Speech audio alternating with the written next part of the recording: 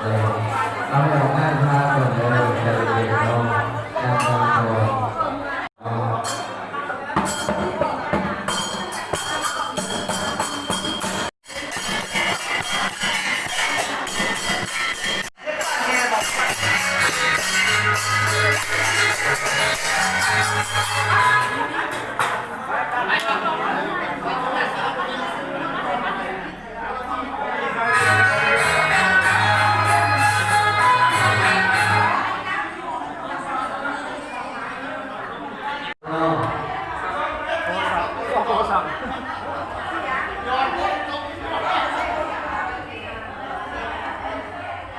การโดดน้องมันมาดีสร้างให้เป็นน้อง